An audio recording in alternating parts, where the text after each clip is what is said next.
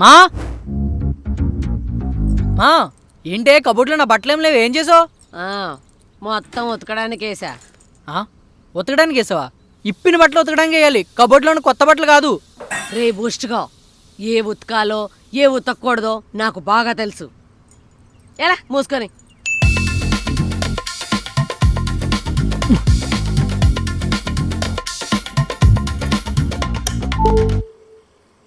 Five minutes later.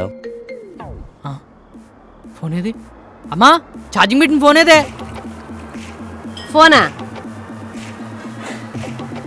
నాకేం తెలుసు.